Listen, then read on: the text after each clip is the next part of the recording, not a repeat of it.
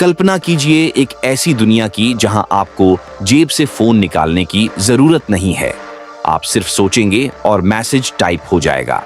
आप सिर्फ चाहेंगे और आपका कमरा आपकी पसंदीदा रोशनी से भर जाएगा।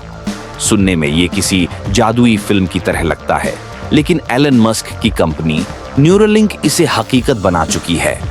क्या ये इंसानियत के लिए एक नया सवेरा है, या फिर हम अपने ही दिमाग को गुलाम बनाने की ओर बढ़ रहे हैं?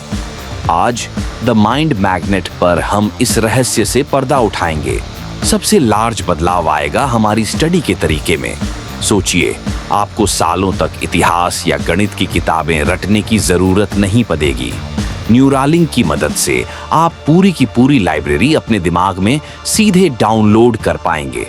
हम सिर्फ जानकारी नहीं लेंगे, हम सुपर ह्यूमन बन जाएंगे। लेकिन क्या वो ज्ञान असली होगा जो हमने बिना मेहनत के हासिल किया है? ये सवाल पूरी शिक्षा प्रणाली को हिलाकर रख देगा। लेकिन जहां रोशनी होती है वहां परछाई भी होती है। अगर आपका दिमाग एक कंप्यूटर बन गया तो क्या उसे हैक किया जा सकता है? क्या कोई कंपनी आपके विचारों को कंट्रोल कर पाएगी? प्राइवेसी का क्या होगा जब आपके निजी विचार भी डिजिटल डेटा बन जाएंगे?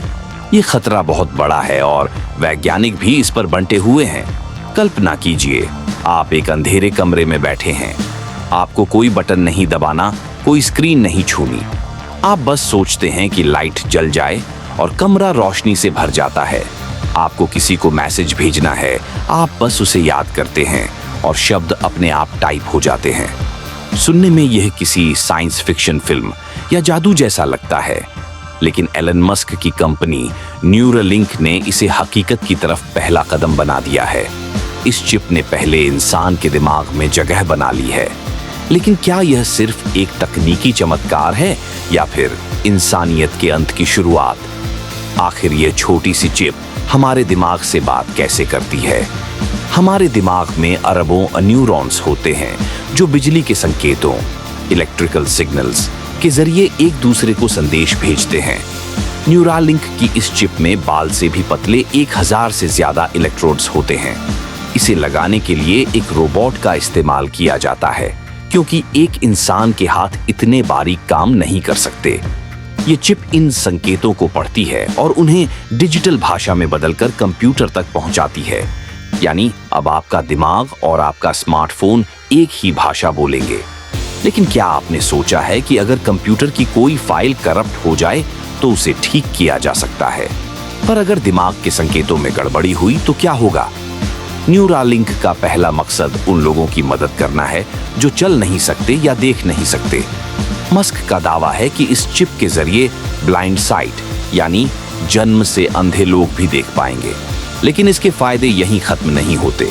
अगर आपको कोई नई भाषा सीखनी है या कोई मुश्किल गणित का सवाल हल करना है तो आप बस उसे क्लाउड से सीधे अपने दिमाग में डाउनलोड कर सकेंगे। हम एक ऐसी प्रजाति बन जाएंगे जिसके पास असीमित ज्ञान होगा।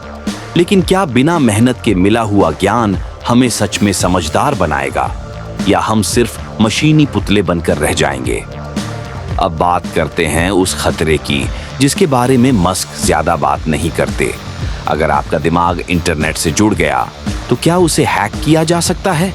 सोचिए, अगर कोई आपके विचारों को पढ़ ले या उससे भी बुरा, आपके दिमाग में नए विचार अपलोड कर दे। आपकी यादें, आपके सपने, आपकी प्राइवेसी, सब कुछ डेटा बन जाएगा। कंपनियां आपको विज्ञापन दिखाने के लिए आपके दिमाग के अंदर झांक सकेंगी।